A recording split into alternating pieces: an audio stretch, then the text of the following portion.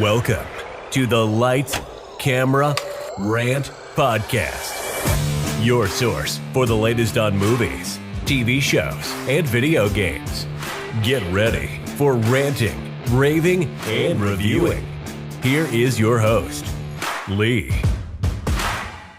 Hi everyone, welcome back for another edition of Lights, Camera, Rant. As my wonderful introduction says, I am Lee and I am the wonderful host. Others may say different, but I try to do my very best in either way. But thank you for joining with me. Today we're going to be talking about the latest news, Marvel's What If episode with Doctor Strange. And look, finally, I've watched the new Suicide Squad, and look, for people who are wondering why I'm so excited, a couple episodes ago, in my wonderful state of Victoria in Australia, we're currently in lockdown, which means cinemas are closed. So, unfortunately, a couple episodes ago, when it actually came out to Australia, wasn't able to see it. We went into lockdown, and I said it right here on this podcast. Oh, boys, everyone, I'm going to go see it this weekend. Can't wait to review it for you in next episode. That weekend, we went into lockdown, and the very next episode, I was like, hi, I'm a jackass. Thanks to my wonderful state, and didn't get to do that review and didn't get to go watch it. And look, me and my mates were absolutely gutted, and it was just shit. And so far, as it keeps going, we're still currently in lockdown, and that trend might continue for Shang-Chi as well, which I'm also a little bit wary of. I'm like at any time, why couldn't it be locked down earlier? Like when Wonder Woman came out, that was shit. Or, in the middle of the year or earlier when all these big movies didn't come out. Like, why now? But I digress. But hey, speaking of Shang-Chi, I did see a little tidbit on Instagram. You know when you're scrolling through Instagram and you see all the critics reviews saying, it's a blast, they've done it again, great sequel, great special effects. Well, I saw one that was a Shang-Chi, and it was like the best superhero movie of the year. And look, I'm all for it. Welcome Shang-Chi to the MCU. I can't wait to see what you bring. And I have no doubt that your origin movie, which the critics are raving at this stage of how good it is, unfortunately, I'm going to hold that judgment of the best superhero movie of all time of when Spider-Man No Way Home comes out. I have all my chips on the fact that Spider-Man No Way Home will be the golden ticket of it this year. I think it might be the most highly anticipated of the movie of the year. Looking over, actually, I think it would be the most highly anticipated. With everything that's going on, and the funny thing is, it only gets in by 2 weeks because it comes out on the 16th or 17th of this year. And for Australia, it comes out on Boxing Day. So it makes in by like a week to be the top movie of the year. But look, if it turns out to be garbage, I'll eat my words and be like, nope, Shang-Chi is the best movie of the year because it won't be going to Black Widow. And look, there's also Venom. I have high hopes. But, we all know what Sony has done in the past. Which Venom 2, they've actually confirmed the fact it's going to be PG-13.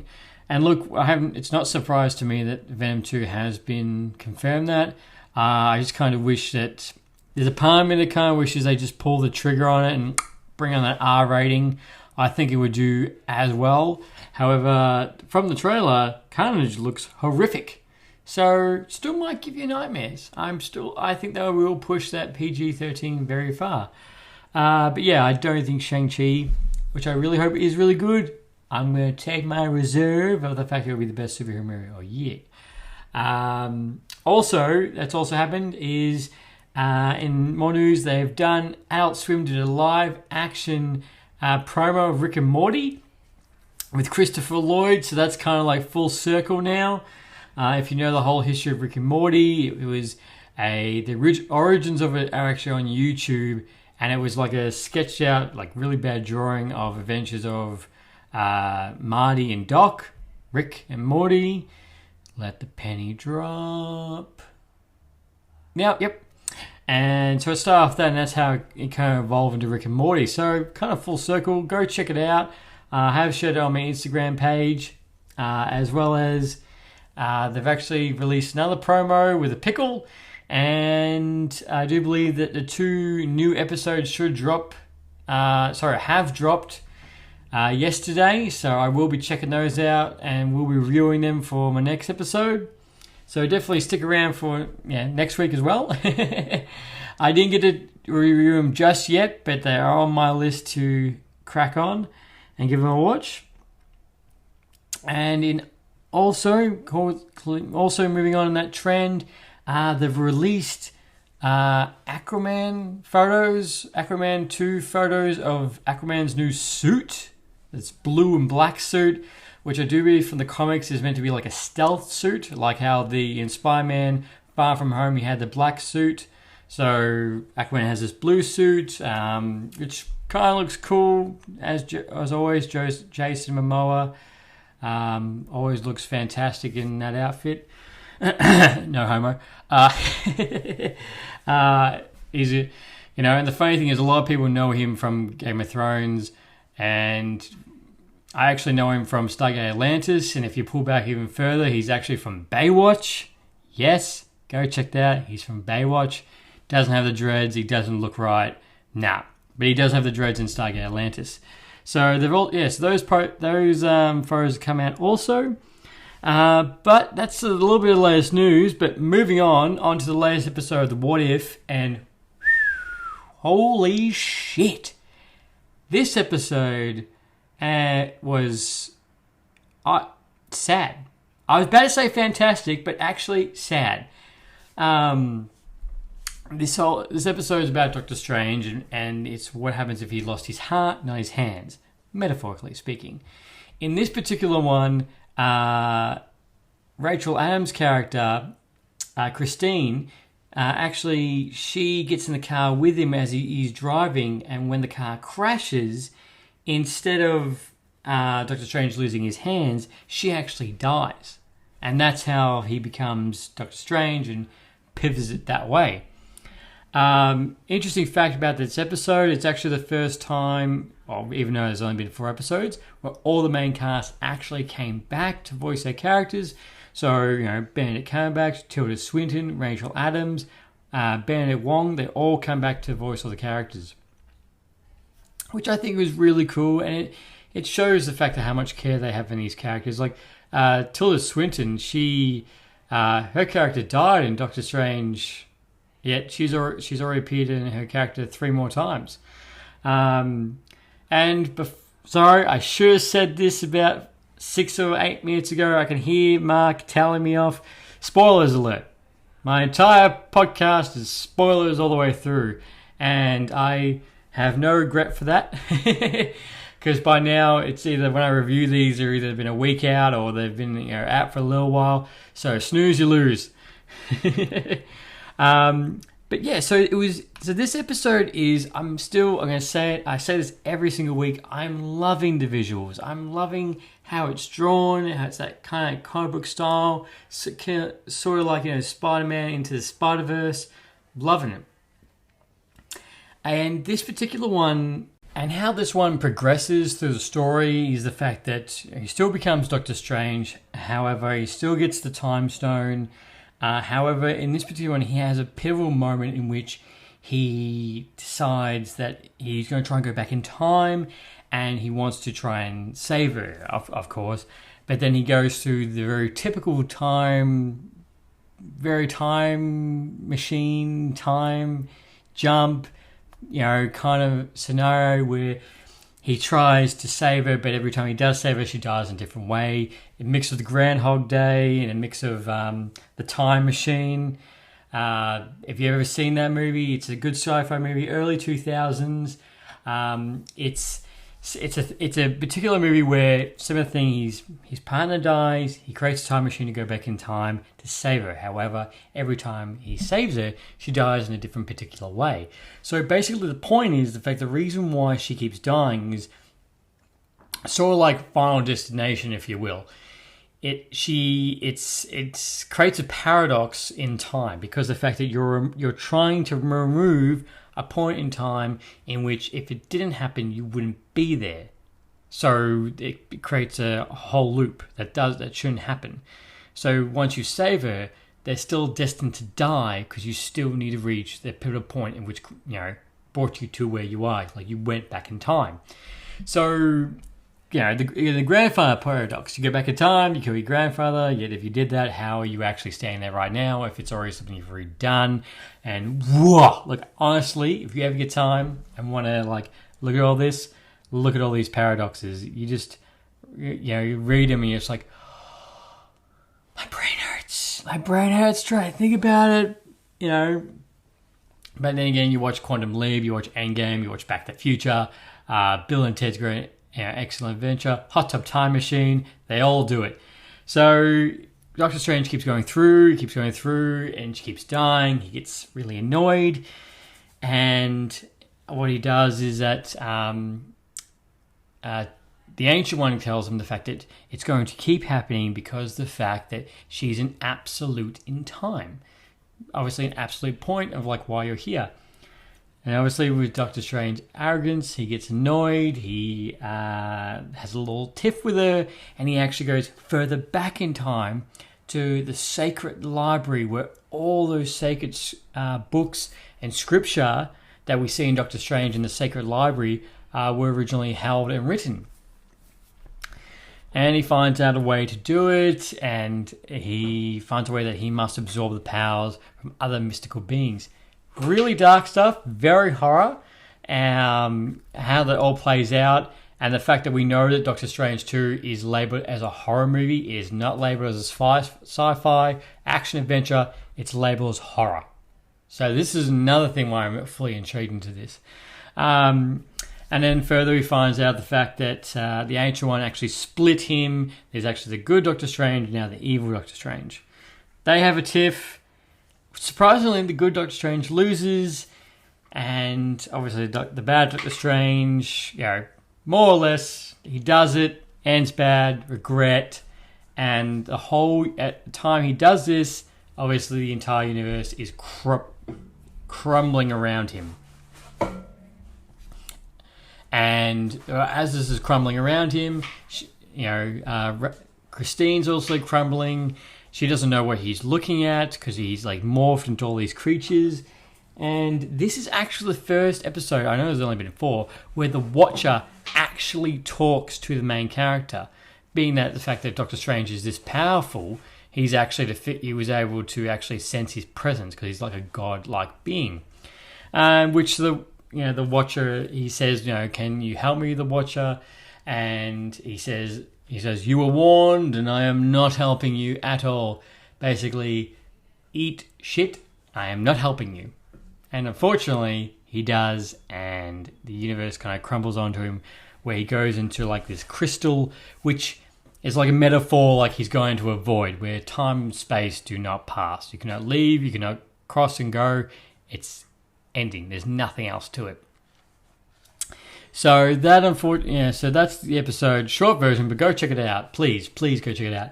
And it's all sad. Hero doesn't win. The villain wins, half villain, if you will, wins. And it shows the fact that Doctor Strange's arrogance is still there within him. Obviously he's been in pivotal points in Endgame, and we're going to see him in Spider-Man 2 and Infinity War.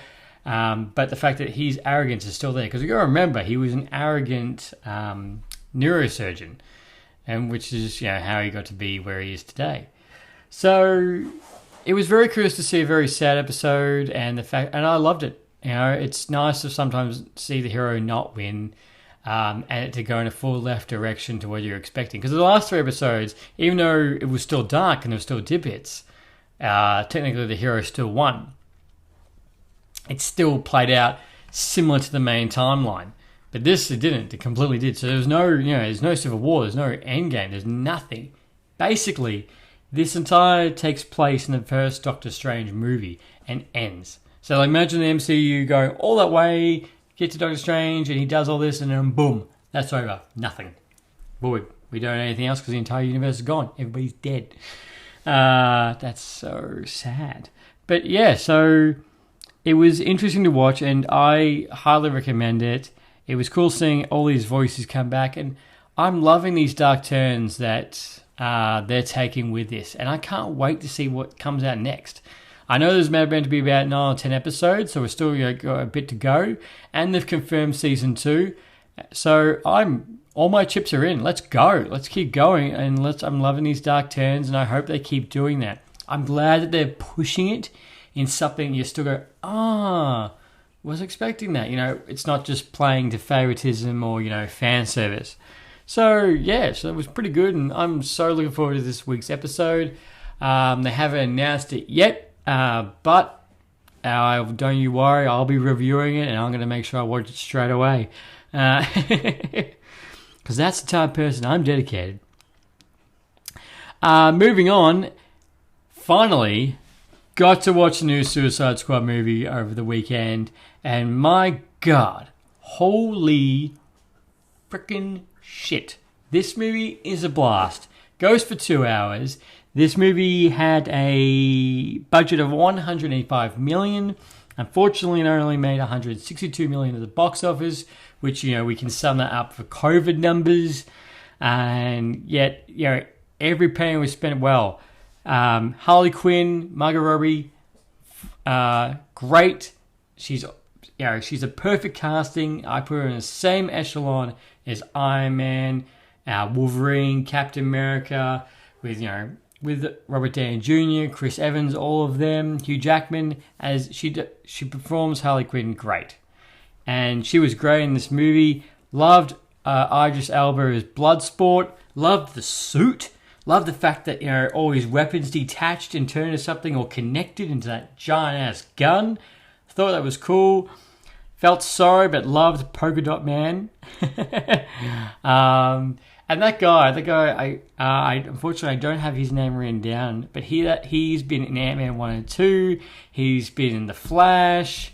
He was in The Dark Knight, so he's been actually going back and forth between DC and Marvel for ages. And, he's the winning combination for both. So that was fantastic. I loved King Shark and the fact that he was voiced by Sylvester Stallone. I did feel sorry for him. Thought he was going to die with those fish, but I'm glad he didn't. Love the music. I loved that it was James Gunn who directed this, because you saw that it was James Gunn, all over this, from start to finish. Still was very weird to see someone go, directed by James Gunn, director of the Guardians of the Galaxy movie. And you're like, Marvel and DC in the same sentence in a movie. But no, I can see why DC did a really good thing in snapping him up while he was fired for those 3 months because someone found those old tweets. And, just watching this makes me so excited for Guardians of the Galaxy 3 and what they're going to do. And I'm so pumped for that. But this, it's from start to finish, this was a really good movie. I love the beach scene. Had big Saving Private Ryan vibes. Love the blood. Love the gore. Love how serious it was. And I loved Michael Rooker's character, how he's all serious and then no, I'm out of here. Which you saw him unfortunately take a very explosive turn. Love John Cena as Peacemaker. Think he nailed that role. And I liked Ratcatcher. I love that little rat. Thought that was very cute. And 100% when James Gunn says the fact that when he was interviewing saying don't get attached to any character, he wasn't joking. From start to finish, you're like, oh no, didn't see that coming. Which I'm very glad that the Ratcatcher's rat did not also bite the bullet. Was probably actually, out of all of it, the most surprising death I saw, obviously spoilers, was Rick Flag.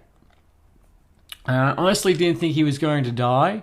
And I thought, I felt bad, felt bad for him because he was trying to do the right thing, and Peacemaker is a joke. And the fact that Peacemaker actually, spoiler alert, he actually survives And John Cena's getting his own TV show, or own miniseries that will be appearing on HBO Max in January.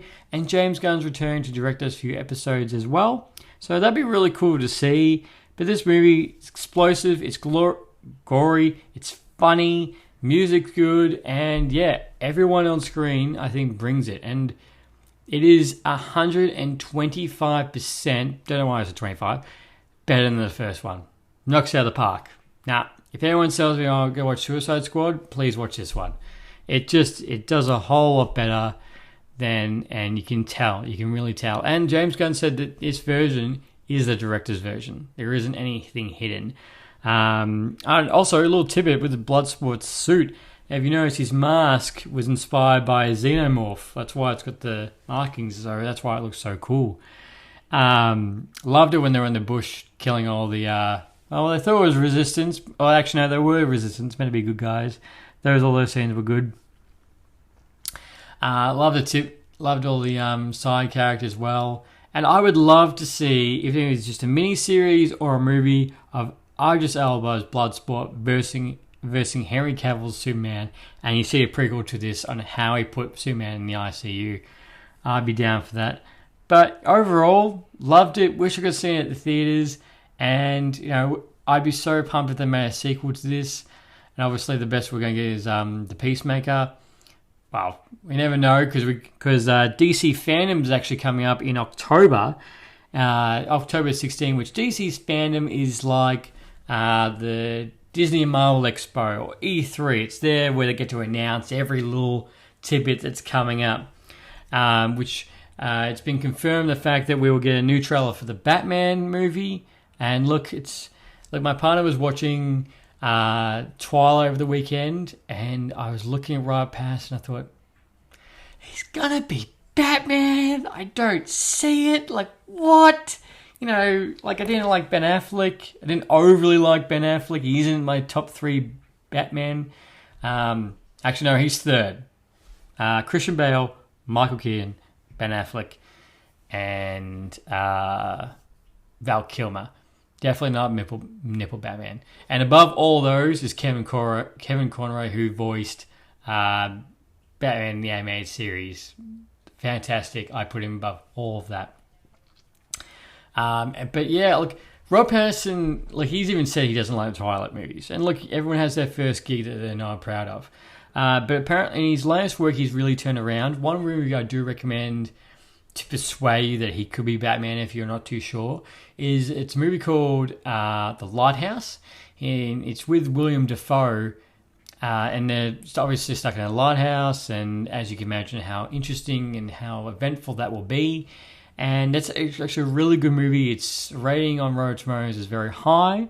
I'd say go check it out, but obviously it's very different to Twilight, and it's weird. You got Batman and Green Goblin in the same movie. So we're getting a new trailer for that, and look, it's going to be based. Matt Reeves the director has said that it's going to be a lot of emotional story for Batman. They're going really into the psyche, and this movie is going to be heavily based in year 1 or year 2, if you will. So instead of it being like Batman Begins, where it was sort of kind of like he was only Batman, it didn't skim over it, but this is he's gonna be rough as guts. He hasn't honed on his skills.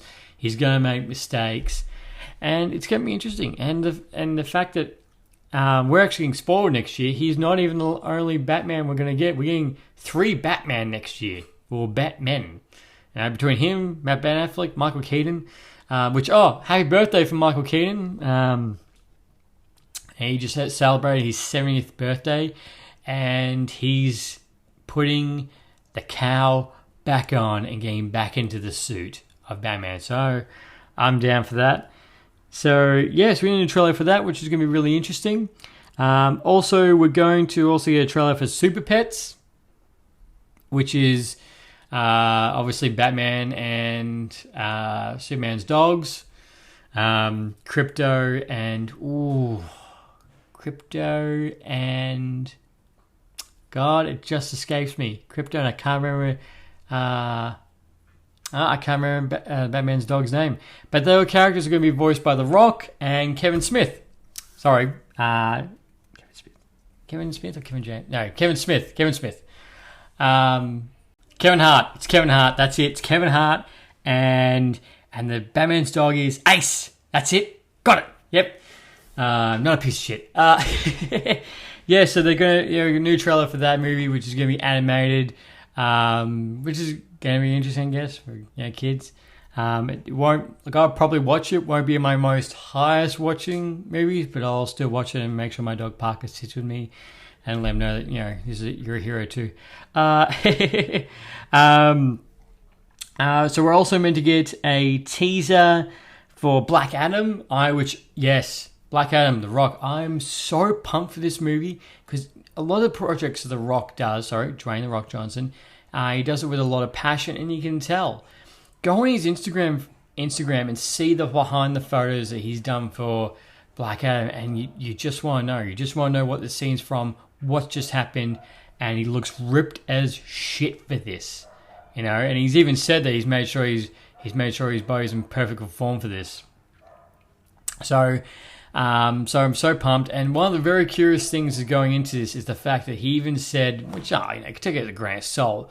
However, he does say that apparently the power hierarchy in the DC is about to shift in a major way. But look, he's had this movie. He's been attached to this, I think, for about nearly 10 years. That's how long this has been flying around. Or, how long he's had this as a project that he's going to work on.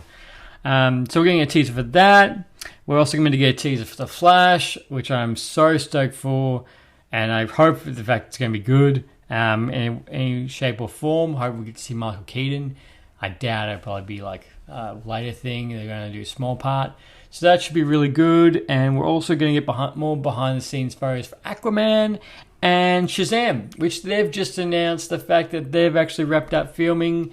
So that's going to be really cool. It's going to be see the fact, will Black Adam 2 or Shazam 3 coincide with each other? What Warner Bros., what's happening with Henry Cavill as Superman? He's a good Superman. Don't waste it. But, we know exactly what Warner Bros. Is like. Oh, let's just throw whatever we want at the wall and see what sticks. Doesn't matter the actors. You think I'm joking, but I'm dead serious. Dead serious. Now this is just like a little teaser or like a little tidbit of what's to come. Hopefully we'll get out of lockdown. So a planned episode that me and the boys, Dean and Mark, are going to do, and hopefully Perry can join as well, is we're actually going to do an episode all about the DC universe, our thoughts, our prayers, and how we would rebuild it, what we're looking forward to as a round table discussion. A table of three, if you will. DC table for three. Write that down. So that was actually originally planned to us for do that a month or so ago before we went in lockdown. So I will have that as an episode hopefully will come once we get out of lockdown. We're going to talk about all that, all DC, everything about the DCU, and as well as how we would like to rebuild it. So that's what will be coming up, more about the DC stuff. And don't get me wrong, right now the DC universe is, look, it's quite painful. It's like that kind of friend that you're like, oh, you're doing really well. Oh, why'd you do that? Oh, you're doing really well. Oh, but why'd you do that? Oh, no, wrong direction. Oh, no, you're going the right direction. No. It's an up and down roller coaster with DC, and we just have to make sure that we're whether the ride up or down we go through and review it, in good or bad. But right now, look, I hope this is all upwards and onwards for DC, and they've got their shit together. I kind of wish. Probably one thing we'll discuss in that episode is I kind of wish when when you commit to something, when they committed to make this DCU, there should be an absolute conviction to make it. Nothing to be wavered, or, if they're going to do this, they're going to do this with 100% and make sure it's structured properly. And obviously things can happen, but there's things you could avoid or changed, to make it more streamlined. as I said in my last episode, after you got Man of Steel, that's a fantastic movie. Batman v Superman, questionable depending on what point of view when you look at it. And then you got Suicide Squad, which was like, what? Okay. And then you got Wonder Woman, which was like, whoa! You got Aquaman, which was really cool. And you got Justice League, which is, I've said my prayers about that. And, it just kind of started falling around at the seams. And I feel like that's the main thing that had the issue with DC, is they didn't have a Kevin Feige. You didn't have someone that was standing at the temple. It didn't have to be a director. Kevin Feige isn't a director. But he's like the brainchild. He's getting other people to direct who have all these talents and skills, but he's telling, this is the plan, this is your room, this is what we're looking to create. Do you want to collaborate? And then the rest is history. And look what Marvel's done. That's the thing. And people do hang shit on Marvel, like they've made some bad movies, or the fact that, they're very repetitive. But to that I say the fact that obviously they've made mistakes. They've made mistakes, and Kevin Feige has said that, we could have done better, or, we could have done this. And that's showing the fact that, they are trying, like they're trying their best, their abilities. Every movie they make is for the fans. And the fact that if you look over the Marvel movies, you can't say there is a formula to what they do, but every single movie does something different, or it's a different area, or a different aspect, or, look at Shang-Chi. It hasn't been done before in the MCU. Not saying in all movies, but it's something new. It's something fresh, And let's turn it. Guardians of the Galaxy. It's a space opera. It's awesome. Let's go to Thor. Gods and Monsters. Thor 1, Thor 3. Thor 3 was awesome. Loved it. Taika Waititi, and I can't wait for Thor 4. And the fact that Ant-Man was cool. That was different. A lot of people weren't like, oh, that sounds boring as shit. But everybody loved that movie. Everyone loved Paul Rudd. And to show you the fact that, even though they've made these mistakes, which everyone made mistakes, look at Endgame. Endgame is a completely unprecedented movie, that something that we've experienced in our generation that might not come around again. And that's the thing. I just wish that the DCU had that kind of, like, don't get me wrong, I don't want them to be copying the Marvel pattern, if you will. I don't want them copying for every single movie. All I wish they did is that they had, this is the timeline, this is how everything fits, this is how we will structure it. Not when you have your lead, like Henry Cavill, and whether or not he's actually going to return to be Superman. Superman, which is an absolute pivotal character, no doubt, whether or not he's actually going to return. And same thing with Batman. You got another Batman movie with a different Batman. So, I digress. But I hope what I've just been talking about, you can understand, for people who love these genres, I hope you can understand my passion, and I hope you can understand how I'm feeling and why I feel like this. And which is another thing why I made this podcast, for these discussions, for these different aspects, And when I talk to people who've been listening to my podcast, they do say, that was a good point, or I've had someone go, that's completely wrong, I disagree with what you said. I'm like, that's cool, you're a dick.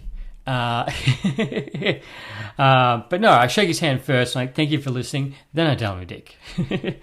But yeah, it's all about passion, it's all about why we love all these characters. But moving on, let's keep moving on to video games.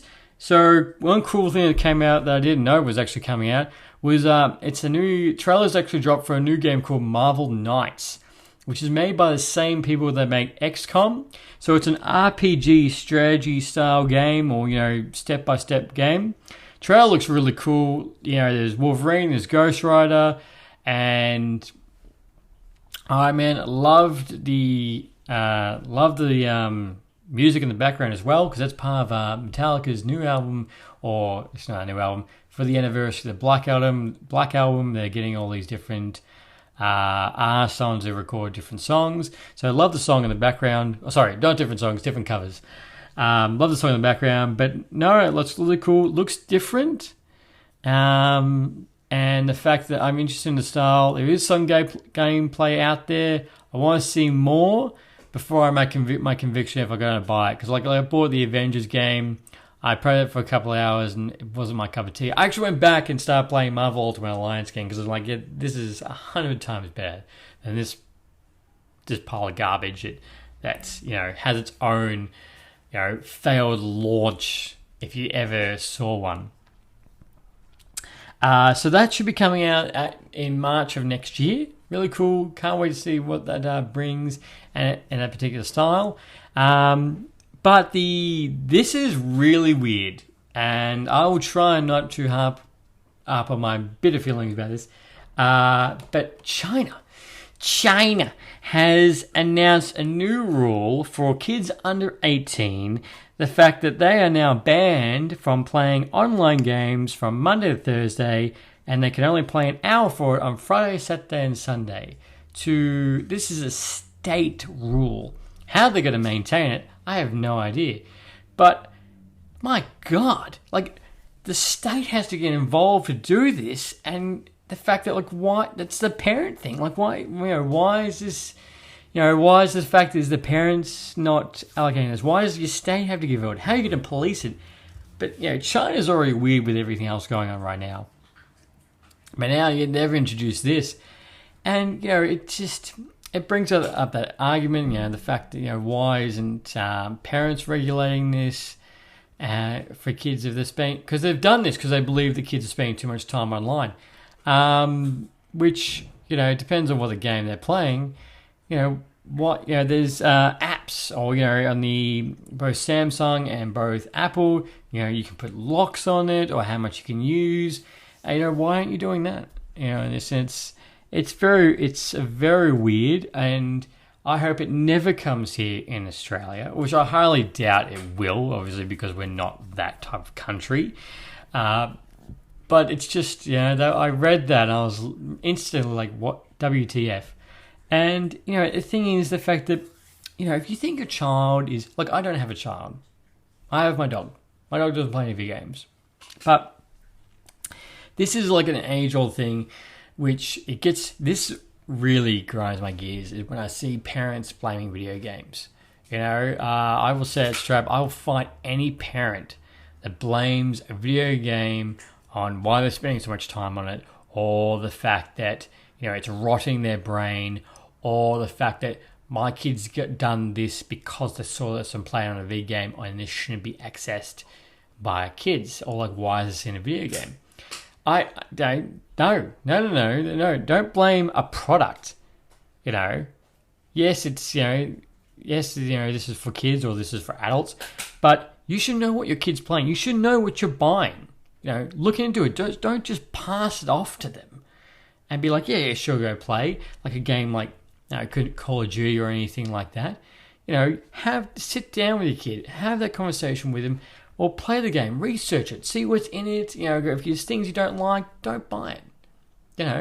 Or there's always restrictions in games as well. More and more restrictions are coming in games to cater for that particular part. There's a lot of games out there that it might be it might be a bit of a fighting game, but there's an option to remove blood. If you can completely take it away. But the thing is the fact that, if your child's spending too much time on a video game, then you should be speaking to your child, not for the state government to get involved with it. And it's a silly thing. I always see these stories, people blaming video games for this and that. And the funny thing is, they've actually never done a confirmed case, the fact that, or a confirmed study, the fact that video games cause violence. Now, there's always other factors involved, and you make a product and you give it to people and you market for those people.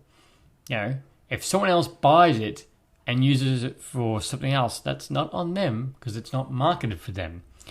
One thing I always found very interesting is the fact that, parents would, anyone, would blame, video games for violence and blah, blah, blah, and all this. And I'm like, okay, I get that. But I can go buy a pack of cigarettes that destroys my health, my body.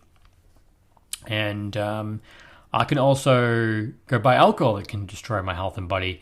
Yet, I can go do that, and that's worse than a video game. Obviously being excessive. But that's like anything. Anything you do excessively can have bad effects.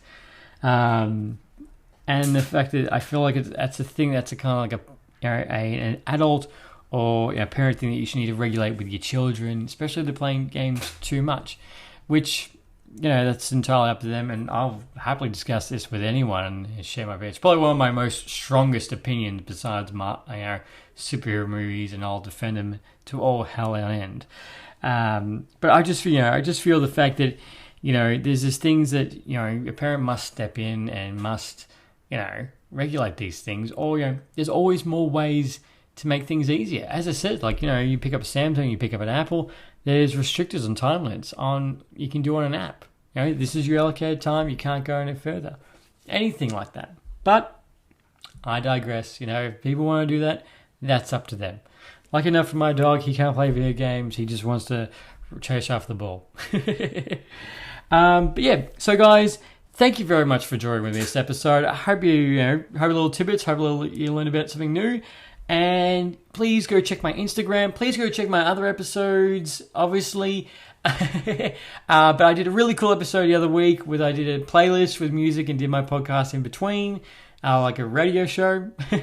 So go check out that. Let me know. Leave a like, leave a review.